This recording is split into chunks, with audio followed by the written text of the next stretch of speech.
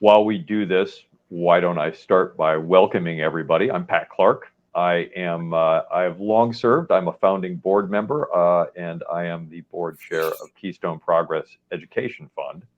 And I have the pleasure of also serving as our interim acting executive director, both for Keystone Progress, our 501c4 organization that presents and produces this Keystone Progress Summit every year, as well as Keystone Progress Education Fund, which is a nonpartisan 501c3 charitable organization.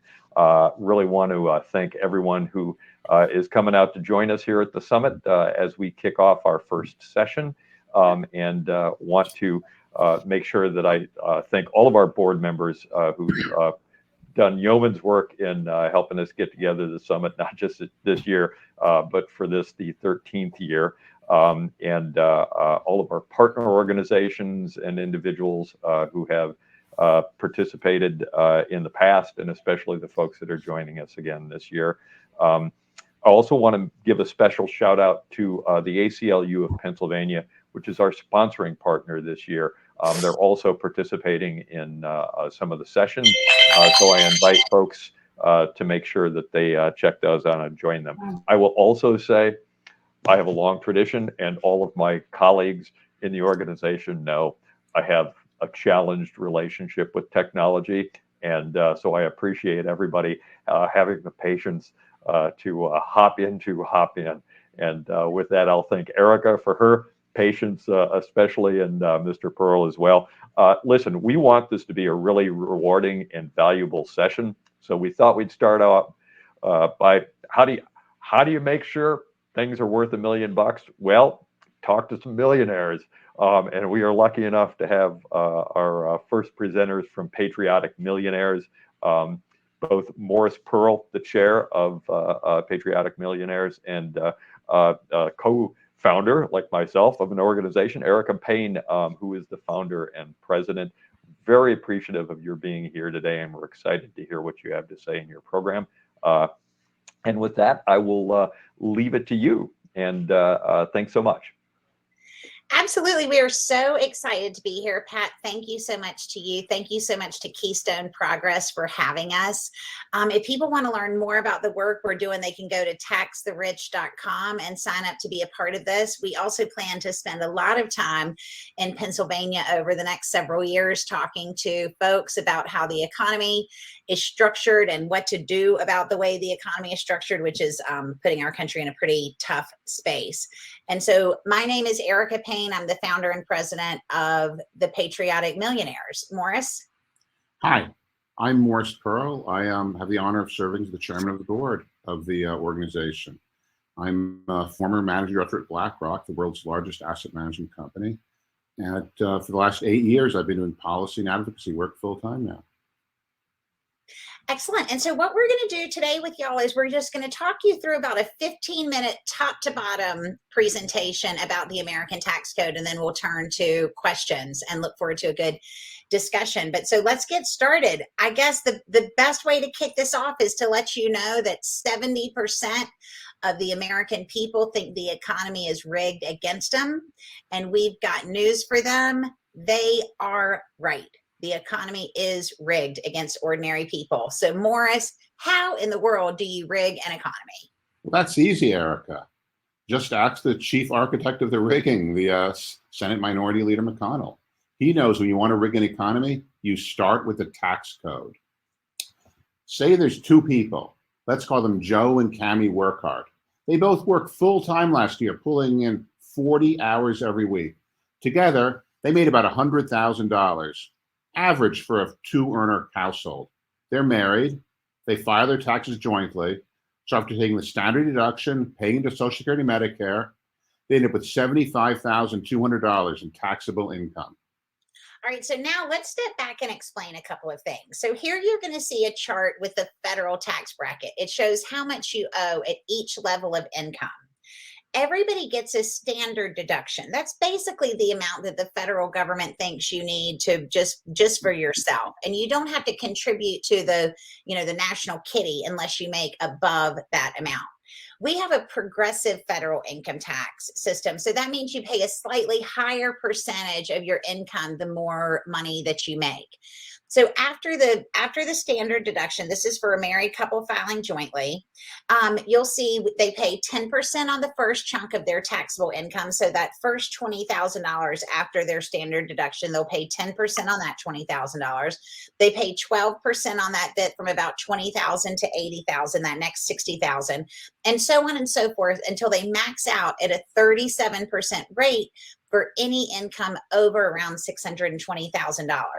Now, everybody pays exactly the same amount as they move through the tax brackets, and everybody maxes out at 37%, whether they make 622,000 or 622 million. Now, so Morris, how does this work out for the work cards? Okay, back to the work cards. With $75,200 of taxable income after the standard deduction, the work cards will pay 10% on that first chunk and 12% on the rest, for a total federal taxable of around $8,600. All right, now let's say two other people. We'll call them Ronald and Melanie Slump. They sit around all year long tanning on a beach. One day, Ronald clicks a button on the couple's E-Trade account and he sells some stock, making a cool profit of $100,000. The Slumps take the standard deduction and they're left with $75,200 of taxable income, just like the work cards. Now, so they made exactly the same amount of money as the work cards. So the Slumps are probably going to pay about the same in taxes. Is that right, Morris? Wrong. Under our current tax system, the Slumps will pay zero in taxes on that income. The work cards worked hard all year round, trying to get ahead, while the Slumps, because they are already rich, could sit on the beach drinking strawberry daiquiris. At the end of the year, the work cards have almost $9,000 less than the Slumps. So how does this happen? Well, I'll tell you how it happens, Morris. It happens because the Republican lawmakers who rewrote the entire federal tax code in 2017, we're working on their tax code now. They believe that money should be differently depending on how you make it. So here's a comparison with the rate side by side. You see, like the work cards, most people listening to this session make ordinary income. You work, you get a paycheck, and taxes come out of that paycheck. Now, other people, and this is mainly millionaires, they make capital gains income. You buy an asset like a stock, it goes up, you sell it for a profit, and that profit is considered a capital gain. Capital gains income is taxed at a much lower rate than ordinary income. So if you work for a living, you actually pay a higher tax rate on your income than people who are already rich and live off their investments. But that's not the best deal in the new Republican tax code. The best deal is to inherit money like Donald Trump did. So Morris, if somebody made the same amount of money working as Donald Trump inherited, how would their taxes be treated? Well, let's look at the work cards again. Say the work cards got new jobs, singing full-time for America Sings. They are such good singers that last year America Sings paid them $11 million. Pay their Social Security and their Medicare. They took the standard deduction and ended up with just under $11 million of taxable income. They paid 10% of the first chunk, 12% of the next, and all through the tax code, maxing out at 37% for all the income above $622,000. The work cards total tax bill for the year, around $4 million. Now, making $11 million a year is hardly reason to sing Cry Me a River, but how does the work cards bill compare with the Slumps tax bill? Well, Morris, the Slumps also had an excellent year. Mr. Slump's great aunt died and left her entire $11 million estate to the Slumps. Now, don't be upset, though. They were not particularly close. Now, Morris, how much will the Slumps pay on their $11 million of inheritance income? Nothing, zero, nada. When the lawmakers rewrote the federal tax code, they exempted the first $11 million of every estate from taxes, over $22 million for a couple. Once again, the work cards and the Slumps took in exactly the same amount of pre-tax income. But because they earned their money in different ways, one couple by working, the other by waiting for someone to die, the Slumps ended the year $4 million richer than the work cards. All right, so that's all income. That's money that you have coming in. But now let's talk about wealth. Wealth is the total value of all of the assets a person owns. Morris, tell me about wealth in America. Well, half of Americans have no wealth at all. And for the ones who do, they may have some money in a retirement account or a stock market account. The majority of their wealth is in their primary residences, their houses. That is not true for most of us rich people. So while rich people may own several houses, most of them keep their wealth in all kinds of other assets, things like stock, art, jewelry, yachts, and 15 feet long preserved sharks. Yes, that's a thing. And yes, a billionaire paid $8 million for it. So Morris, how are different kinds of wealth treated in the tax code? Well, back to the workhards and the slumps. The workhards' wealth is basically the same. A lovely little house with an assessed value of $250,000. Homeowners there pay around 1.68% in property taxes. So for the workhards, the tax on their wealth, their home, is around $4,000 per year. They pay that property tax every single year. The slumps also keep part of their wealth in a lovely little house in Dayton with an assessed value of $250,000. They use it to store their furs in the summer. Like the workhards, they too will pay taxes, property taxes on that part of their wealth for a total of $4,000 per year. Now, the Slumps used to own a lot more houses, but Mrs. Slump really does not like taxes. So several years ago, they sold all of their houses except for this one little house. Mrs. Slump was worried that her furs would be traumatized by the move. They made $500 million on the sale of all of their other houses. And with that $500 million, the Slumps bought a small yacht, a large plane, 3 Picasso paintings, one from his blue period, a pink diamond, 2 prized racehorses, and 1 decorative flower pot filled with antique gold coins. Morris, what was the total tax bill on that part of their wealth? Zero, nada, nothing. The workhards have wealth of $250,000. The slumps have wealth of $500,250,000. The annual tax on their respective wealths, exactly the same. Now, you may have thought we broke from England and started our own country here because we wanted things to be different. But take a deep dive into our tax code and you'll hear God Save the Queen playing in the background. Because the Republican lawmakers who rewrote the federal tax code clearly prefer an aristocracy. Want proof? Let's talk about one of rich people's very favorite loopholes. Morris, what in the world is the stepped up in basis? Oh, that's a good one. But here's how it works. Let's say you buy stock for $1 million, you sell it for $10 million. You only pay tax on the $9 million you gained, and you only pay that tax if and when you sell the stock. Simple enough. But what if you bought that stock for $1 million? It grew to be worth $10 million, and you never sold it, and then you died. At your death, the stock goes to your heirs. In the new tax code, when your heirs inherit that stock, poof, the cost basis magically changes. Instead of the basis being $1 million, what you paid for the stock when you first bought it, the cost basis stepped up to $10 million, the value it had on the day that you died. When your heirs sell that stock, they only pay tax on the gains above $10 million, the new basis.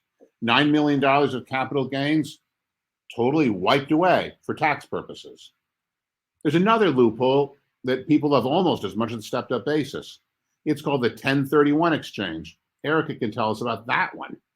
So this loophole allows investors to avoid capital gains taxes when they sell a piece of property if they immediately invest it in another property. Let's say a developer buys a building worth $10 million, holds it for a few years, and then sells it for $60 million. And with that $60 million, buys 1,000 buildings. He's $50 million richer, but he still paid no taxes. If he dies, his estate will pay some estate taxes, but his heirs will inherit all of that $60 million worth of property at the new basis. That's how millionaire real estate families acquire billions of dollars of property without ever paying taxes. Now, let's just think about that for a second. On one side is a wealthy heir who never worked, who inherited millions of dollars and contributed nothing to the country. On the other side are people like the workhards who go to work, pay their taxes, and do their part for the country every single day. Morris, how big of a problem is this? Well, Erica, between a third and a half, between a third and a half of all the wealth in America is inherited. And there's nothing wrong with inheriting money, of course. I'm the chairman of the Patriotic Millionaires. I recommend everyone do it. But there's no reason at all that inheritance income should be taxed differently than other kinds of income. Now let's turn to corporations. In 2020, if you bought a single pair of Nike socks, you paid more for that pair of socks than Nike paid in federal taxes for the entire year. If you sent a single package through FedEx, you paid more for your delivery than FedEx paid in federal taxes for all of 2020. Morris, how in the world does this happen? Well, there are a lot of ways this happens, actually. One of the main ones is the new federal tax code allows companies to pretend they do business in a different place than where they actually do business. Take a company like Starbucks, for example. Let's say Starbucks has thousands of stores all over the United States and a few dozen in Ireland. You'd expect them to pay a lot of tax in the United States and much less tax in Ireland. That would make sense. That is not how the system works. Large companies have what's called intellectual property, a patent or a trademark, for example. Unlike land or buildings, intellectual property can be transferred to another country as fast as you can click send on an email. Picture that Starbucks logo. A smart lawyer can transfer ownership of that logo to Starbucks of Ireland, who would then legally own that logo. In order to use the logo, Starbucks of the US would have to send royalty payments to Starbucks of Ireland. The company can make the royalty payments virtually whatever they want. If they make the payments big enough, the company will show all of its profits in Ireland, where tax rates are much lower, even though they sold hugely more coffee in the United States. Using this and other tricks, 55 of the largest US companies paid zero federal taxes in 2020. Zero. So here again, we are again. The workhards are holding up their end of the bargain, and everyone else is shirking their responsibility. Now, rich people and CEOs love pretending there are good reasons why they should pay lower taxes than everybody else. Their favorite reason is that they are job creators. Ooh, like they're little magicians who just wave a magic wand and create jobs out of thin air. In 2017, there were a lot of CEOs who insisted they would hire more people if Republicans cut the federal tax rate for corporations. They even launched a big job creators bus tour that went all over the country. The CEO of AT&T, Randall Stephenson, was one of the biggest cheerleaders for the corporate tax cut. He insisted the correlation between tax cuts and job creation was very, very tight. Morris, is the correlation between tax cuts and job creation very, very tight? No, not at all. Now remember, corporations only pay taxes on their profits. Profits are calculated after deducting expenses like paying employees. Mr. Stevenson's claim doesn't even make sense on its face. But be that as it may, maybe he was just confused. Maybe he thought he would hire more people if the corporate tax rate was lower. I don't think so, Morris. You see, from 2008 to 2015, AT&T paid an effective corporate tax rate of 8%, well below the statutory rate at the time of 35%. During that period, the company cut 80,000 jobs. Since the new tax code went into effect in 2017, AT&T has cut an additional 40,000 jobs. And in his last year as CEO, AT&T paid Randall Stephenson $32 million. So corporate tax cuts don't create jobs. But what about stock market investors like you, Morris? Do you create jobs? No, we don't create jobs either. Investors like me pay half the tax rate of people who actually work for a living. And lawmakers justify that lower tax rate by saying investors are job creators and insisting if we raise their taxes, they won't invest. That just is not true. Take, for example, Apple. Apple employs thousands of people who make iPhones and computers. I am an investor in Apple. I have hundreds of thousands of dollars worth of Apple stock. But listen, none of the money I spent buying Apple stock even went to the company. It went to other investors who happened to be selling their stock that day. The people who work at Apple have jobs because of those millions of people lined up to buy iPhones, not because of investors like me. Consumer demand is what creates jobs. And to be clear, investors are not going anywhere regardless of the tax code. The alternative to investing is to stick your money under a mattress. Last I checked, mattresses do not provide very high returns. So let's just let it all sink in as we close our presentation. Regular people in America pay twice the tax rate that the investor class people like Morris pay. So even if you have the same income that Morris has, you end up every year richer than a working person. If you're a working person, you end up every year poorer than the investor class like Morris. And so what that does over time is that money compounds, and it means that we are now more unequal today than we have been in 100 years. And that inequality has an enormous human cost. As we sit here today, 2.5 million people are addicted to opioids. Life expectancy is going down for the first time in recorded history for segments of our population. And deaths of despair, deaths due to alcohol, suicide, and drugs are at the highest point they have ever been recorded. We are in a tough spot, but we can fix this. For the first time in forever, we had a president run on and win on raising taxes on the wealthy. And we have the vast majority of the Democratic Party, at least, down with raising taxes on the rich. So we just have a little bit more work to do. And if you want to be part of it, please go to taxtherich.com and join our fight. Thank you so much. And now we'd be happy to take some questions.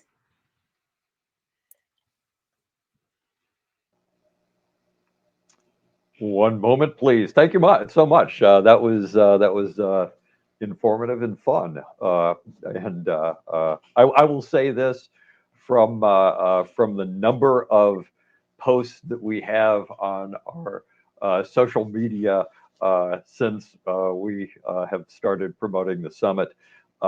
There's a clear tendency for a lot of folks to think that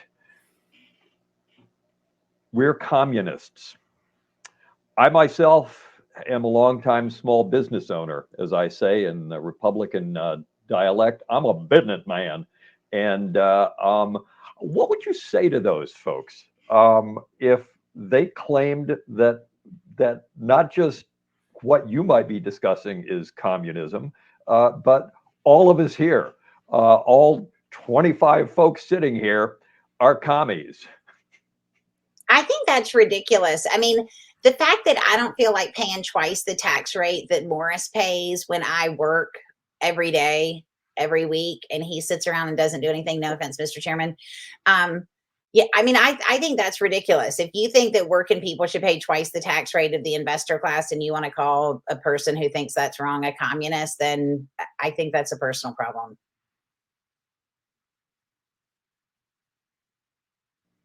Excuse me while I try to navigate buttons here. Second question I have is, I will precede the second question by saying anybody out there wants to pose something to our kind panelists here, I would suggest, if you would, to look for the chat.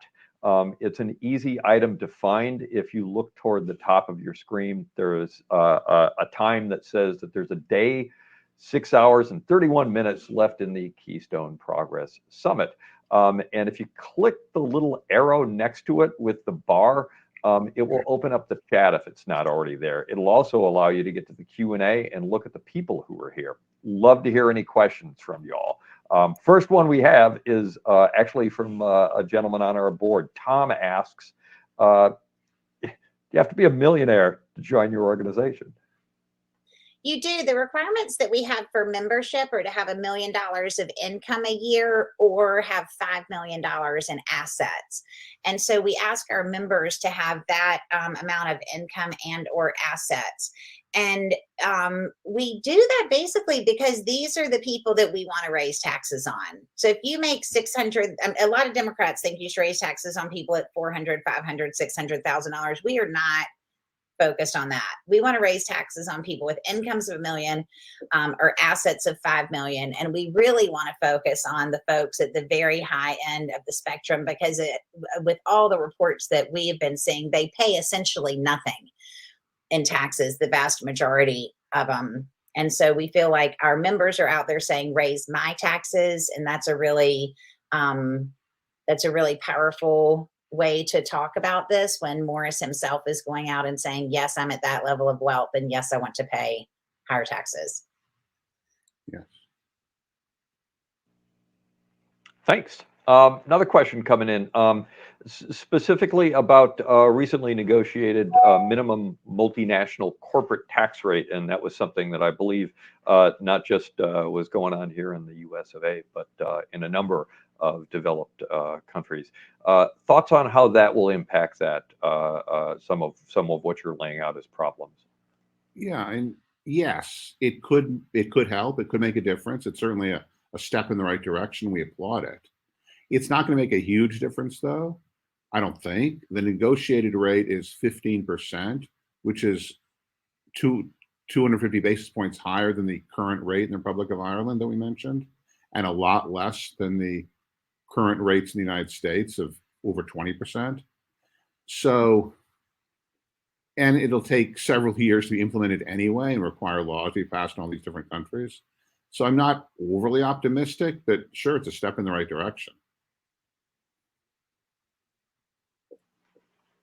I'll start this question from Mark by pointing out that I was fortunate enough to be listening to Marketplace. I mentioned that I'm a businessman, so yeah, I was listening to that on the radio, and a story about your compatriots over in the United Kingdom. Mark asked, how many members do you now have, and can you talk a little bit about how you're spreading? Yeah, sure. We have, I think we're at 240 members in the United States, and we have a small core group of founding members in the UK. We decided about 3 years ago, we started working with some international organizations, recognizing that so many people hide their money overseas, that if you don't deal with the international component of tax evasion and avoidance, that you haven't really solved the problem. So we decided to build a chapter, to build an international program, and that'll do two things. It'll both focus on the international institutions that regulate and are concerned with some of this stuff, as well as building individual chapters in some of the spots overseas. Now, I do want to point out that the last time we checked, there are around 600,000 people in the country who make more than $1 million a year. And we have 230 some odd 40 members. So we have quite a bit of recruiting to do. It's all upside.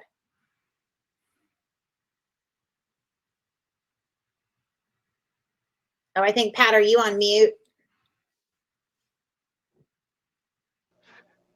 The bane of the pandemic, media. The mute Thank you very much. This was my New Year's resolution. I was never going to do this.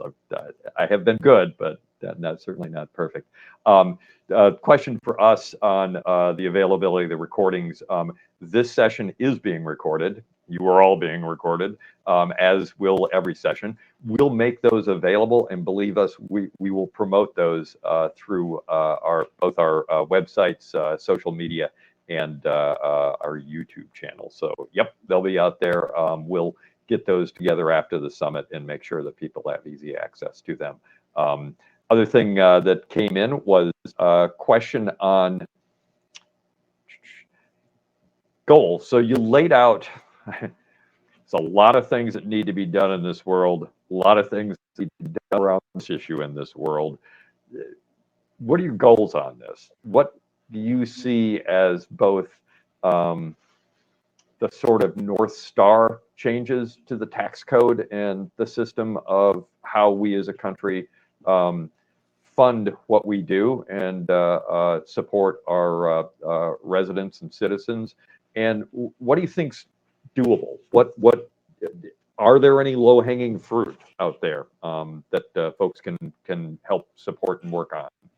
I would say the basic point of our organization is that these hundreds of members are deeply concerned that the growing inequality in our country is like destabilizing things. You know, as Erica mentioned, we have people like getting addicted to opioids because there's no jobs where they live. And I don't want to live in a country like South Africa was when I was a teenager, with a few rich people and lots of poor people. You know, as we can recall, that did not end well for the rich people either. So we're trying to do something about that. We're trying to change the course of our nation. And we're looking at, you know, the next level down, 3 specific things. Make the tax code more fair. Because the way it is now, people who are already rich, because we, investors like me, pay lower tax rates than people who work for a living, we are getting richer and richer and richer. So those few people that are already rich are getting a bigger and bigger piece of the pie. Having more dollars means we have more of a claim on the stuff in America than other people have. We're also working on the other end. We're also working on increasing wages. We're promoting increasing the federal minimum wage.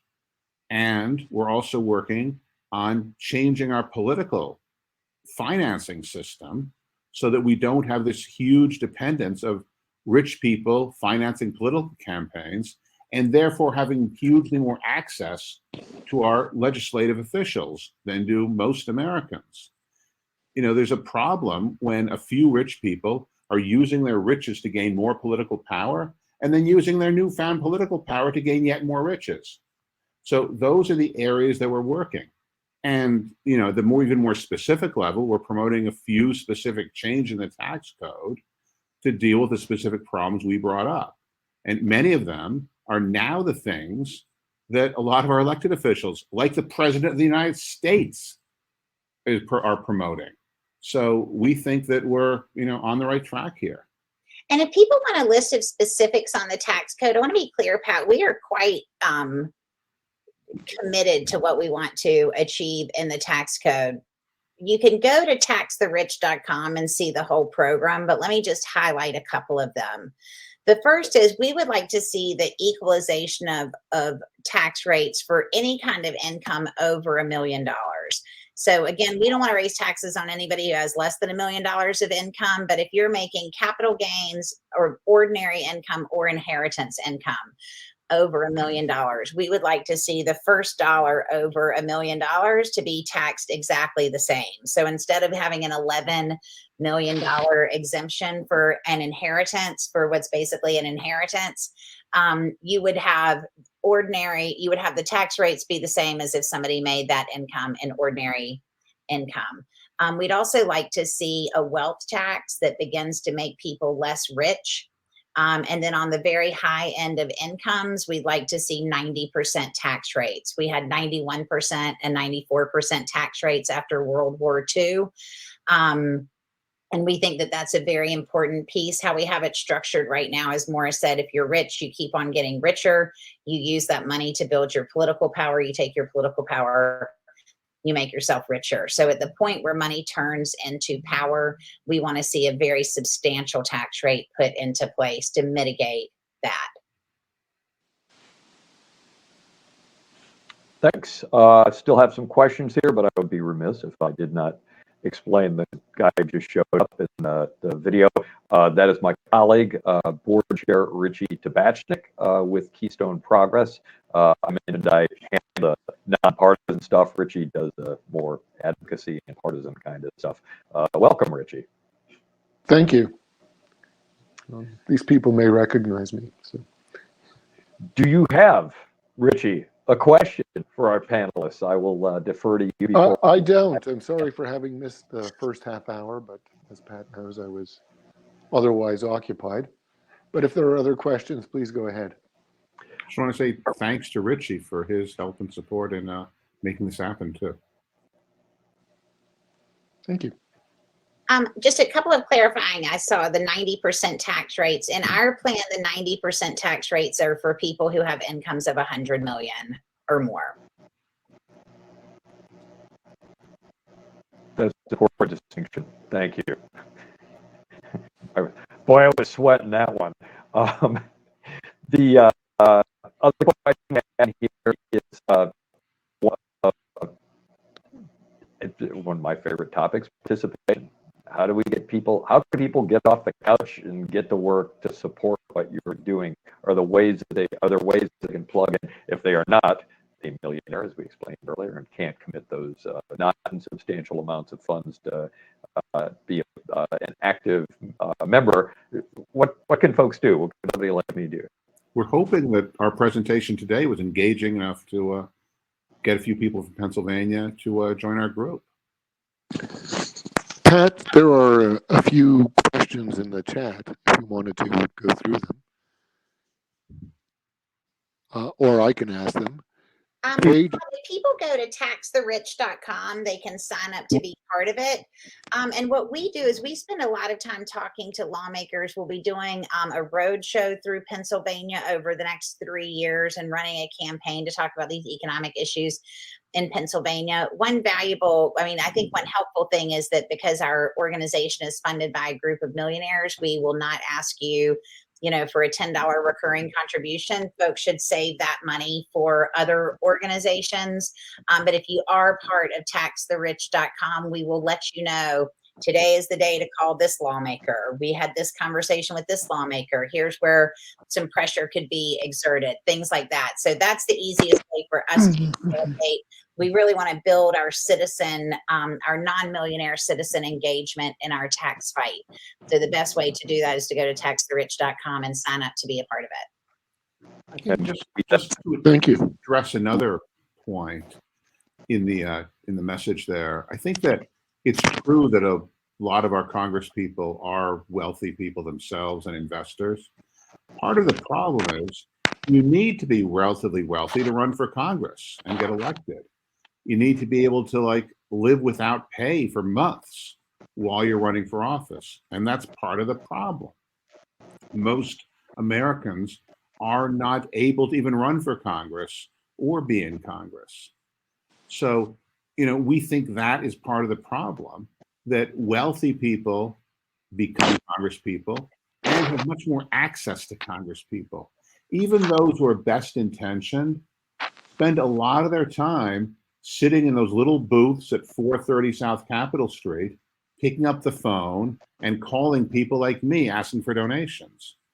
And they spend a lot of time talking to people like me and know what my kids' problems are and know about my wife's dog and know about all kinds of things in my life. And then when something comes up, it's, oh, I heard about this from someone I was talking to, and here's the solution. But they don't realize they did not hear about it from most of their constituents.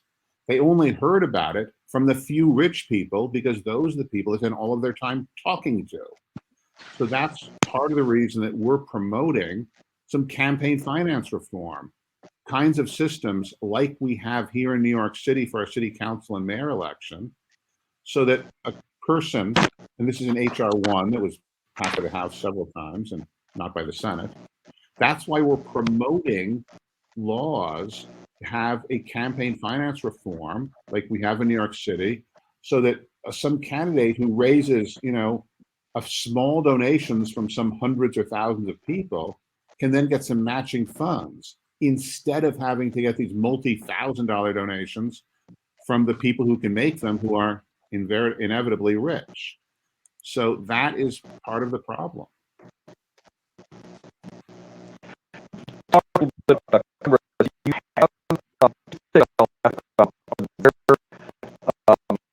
You're breaking up, Pat. I don't think there that you have in the West or in that you are particularly in doing our you really support and beyond just having them active. Other thing I would ask is other Pat, you're breaking up pretty severely. I don't know if Morris can hear you, but I can't hear you. I can't hear you either, Pat.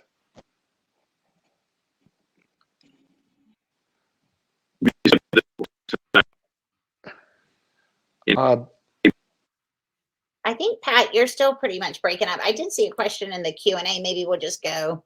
Yeah, let's go to the Uh, questions in the Q&A. Yeah, so we have, how are your efforts received in Congress? And I'll answer that by just saying it all depends on which person in Congress we're talking to. I mean, I would say that Mitch McConnell does not receive our efforts particularly well. Folks like Katie Porter take it much better. This is one of the issues about Congress. We really do need to change the people making the decisions about these issues. The tax code is one of the essential structures of the economy. And so, as we said at the beginning of the presentation, if one were going to rig the economy, one would be well served to start with the tax code. And so there are two committees that oversee the tax code, the House Ways and Means Committee and the Senate Finance Committee. It's really important over time that those committees are filled with lawmakers who share a commitment to basic tax reform, where they, at a very minimum, want to see people like Elon Musk and Mark Zuckerberg paying the same level of taxes or higher levels of taxes than people who are making $100,000, $200,000 a year, $50,000 a year. We don't, as we sit here today, have a sufficient commitment from people in Congress to fix the tax code. The Republicans will never touch it, and the Democrats are about probably 90% there, but need some encouragement. So, but that's, go ahead. Some of them are just scared because those few people who they talk to all the time are the rich people, and they're doing fine. So they're kind of afraid of breaking the system that's kind of working, for some people. And I think they need to understand that not only is it not working for a lot of people, even for the rich people, it's not even in our long-term best interest. You know, I'm afraid that we're killing the goose that laid the golden eggs, and that my children and grandchild will not be able to grow up with the opportunities that I had because of this growing inequality in our nation.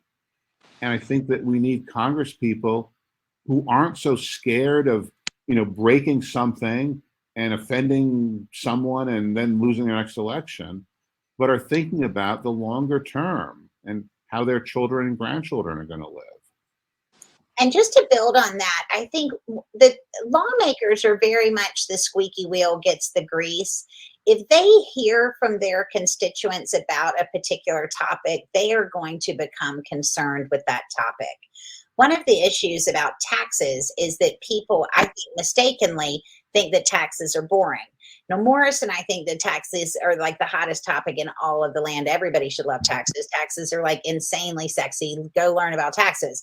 But unfortunately, not everybody agrees with that. And so they may have a better time understanding or have a more intuitive grasp of something like, a school policy or the environment or reproductive rights or some of these other really important issues. But when it comes down to it, this is in large part about money. And so if you could just start asking your congresspeople and your senators, and ask them in the primary process, whether you're a Democrat or a Republican, whatever your party affiliation is, during those early days in a candidate's political career, ask them about their stance on taxes.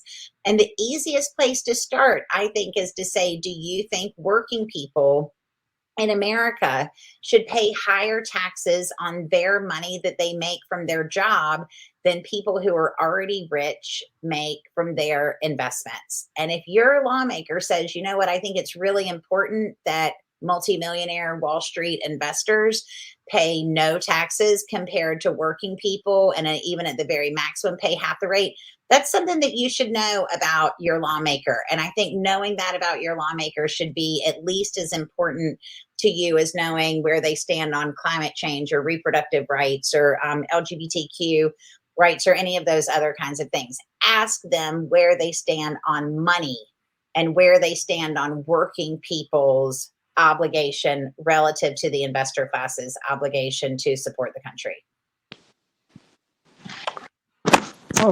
I just wanted to repeat one of the questions that you've already answered, at least answered in the chat, Morris.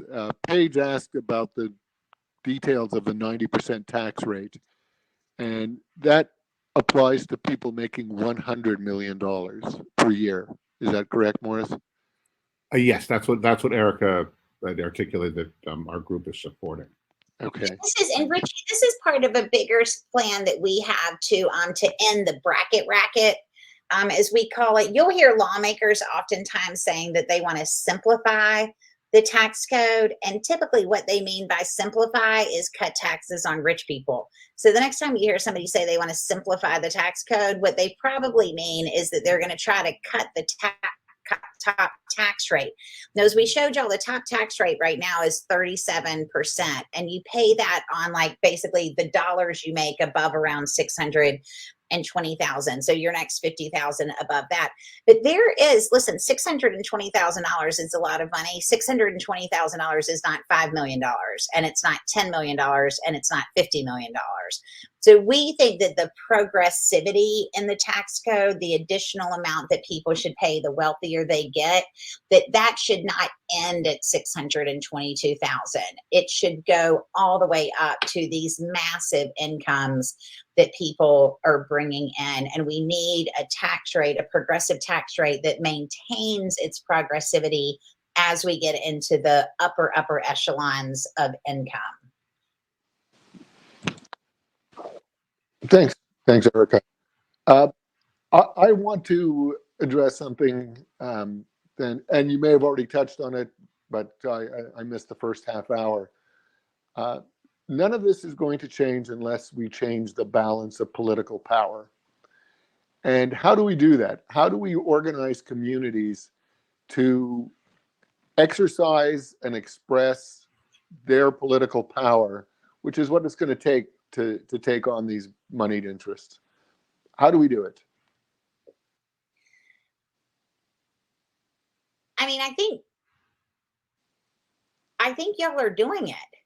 You know, I mean, organizations like Keystone Progress are places where people can gather and learn things about public policy and build networks with each other where they can influence the things happening in their communities, whether that's their local community or on the federal level.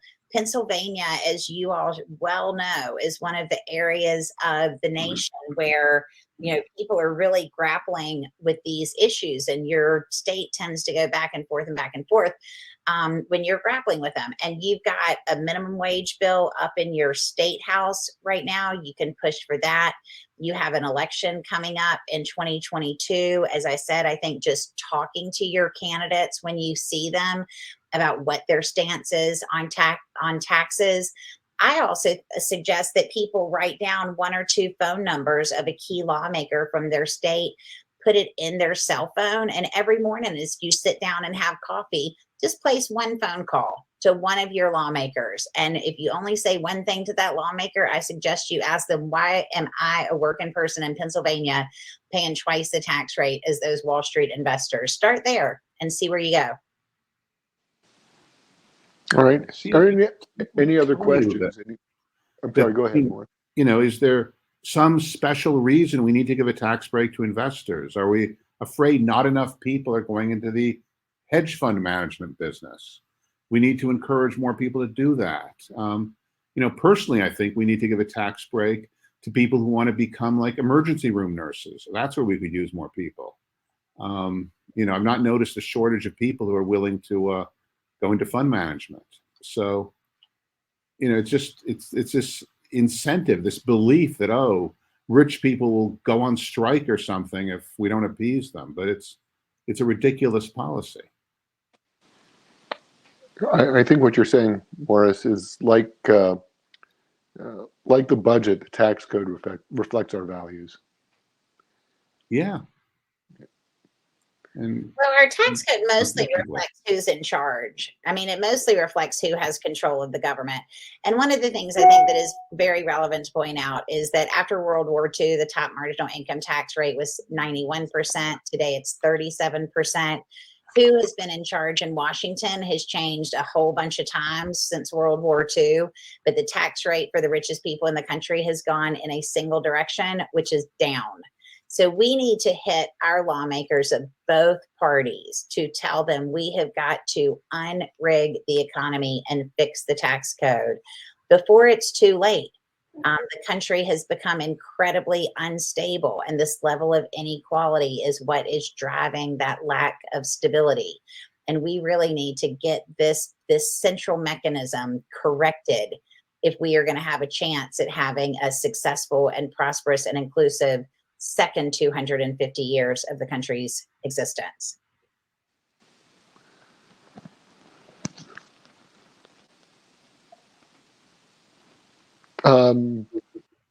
Cindy Purvis asks, our PA legislature is totally controlled by Republican leadership. Why aren't we talking about overturning their power so we can have a voice?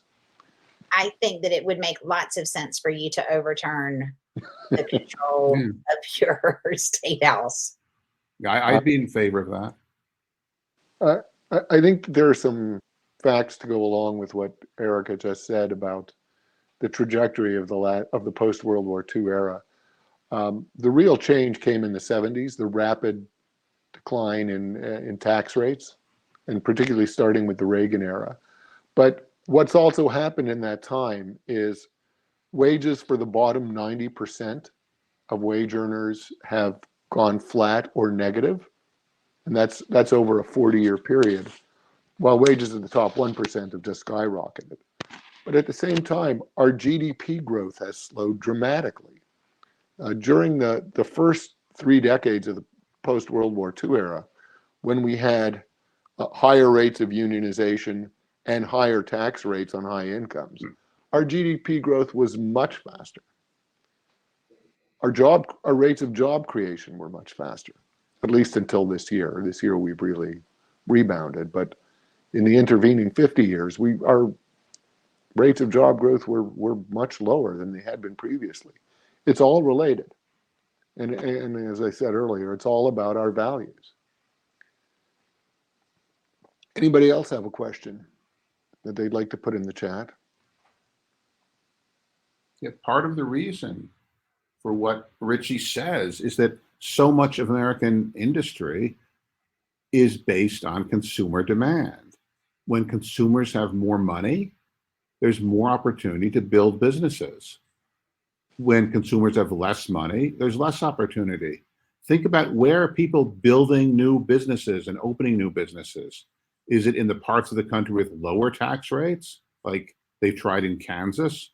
Or is it in places like New York and San Francisco that have higher tax rates? A question from Chuck. Do you see a connection between wealth inequality and the rising threat of fascism in the U.S.? Yes. There's no question that there's a connection between the two. When a huge swath, we have about 40% of the people in our workforce make less than $30,000 a year. We have essentially created a permanent underclass, and there comes a point where people can't take it anymore, and they're scared. First of all, scared. Fear turns into anger, and anger is easy to manipulate with a bunch of cynical political operatives who basically will do anything they need to do to get into power. And we saw that when Donald Trump ran, and we see that with lawmakers. They want to exploit the vulnerabilities of people who are rightfully scared about their futures and who are rightfully pissed off at the Washington elites who've structured an economy that guarantees that they're never going to get out of the tough situation that they're in. 100%. Yes, Barbara Walter, Chuck, I completely agree. We actually wanted Barbara Walter to speak how civil wars start and how to stop them. She's a writer who has been talking about how we are moving steps closer to having an actual civil war here in the United States, because some of the factions that want to break off from I don't know how to describe what they're doing, but they are essentially militarizing themselves. And so we're really, I can't overstate the crisis that we're in. I think we're 3 years away from a democratically elected fascist government. So we have work to do. There's a history of that in the world. Fascists get into power through through the democratic process. A conversation that we have often in my house, where we discuss these things all the time, is that the complaints of working people, whether they identify as left, right, or center, Democrats, Republicans, or independents, are all the same. It's concentration of wealth, concentration of ownership, lack of competition in the business world. What's different is the solutions. And the right has done a very good job at proposing solutions that lead us in the direction of fascism. I had a conversation with one of our board members a few days ago, who unfortunately is not on. I believe she's not on today, but she, through unfortunate circumstances of having her car break down, had a 2-hour-long conversation with a tow truck driver. And this is a person who is living right on the edge. He's a casual employee, a gig worker. He has no protections, no union protection, no guaranteed income. He can't afford his rent, but he's a Trump supporter because the problem is that Mexican immigrants are stealing the good jobs. So we haven't offered solutions or explanations of the problem, our side, and this is a non-profit session, but I'm a registered Democrat. I always have been since I immigrated to the country. But our side has failed to offer explanations of what's going on. So the Republicans can use this nationalist approach. It's the immigrants stealing your jobs. And we were discussing this morning before the session. My granddaughter, who's 3 years old, has to wear a mask in her 3-year-old classes, in her classroom with other 3-year-olds. My son is so outraged, he says he's going to vote for all the Republicans at every level of government from now on. Is this Adrian, who is my intern? No, this is Joshua. My Oh, oldest this is son. Josh. Yeah. We're going to have a chat. But Adrian's becoming a libertarian also. They both think it's ridiculous that the government is telling them to get vaccinated and wear masks and do all this stuff. I mean, they think that's just like beyond absurd, but Well, I'll give you a related story. My granddaughter, who's 3, almost 4, also has to wear a mask in her preschool. And her mother actually changed preschools to make sure she was going to one that did require masks, after the one she originally registered in didn't require masks. So, yes. Any other questions? Any other questions or comments for our speakers? Yeah, we thank you for the opportunity to speak with you guys. Yeah, thank you so much, Richie. Thank you so much for having us. And thank you to everybody at Keystone Progress. This is great.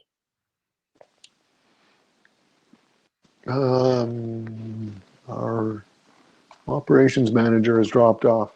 Pat, you have anything else to add? Pedro? Yeah, you're still choppy there. You want to put something in the chat, Pat, and I'll repeat it for you.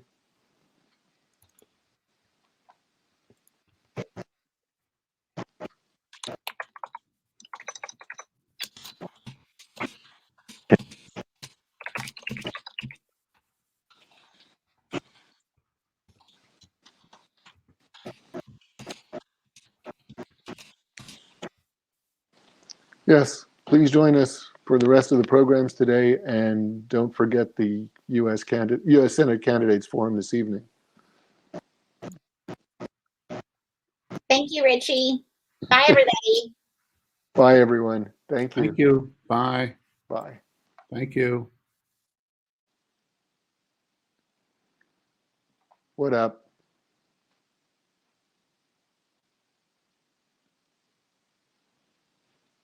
You still there, Pat?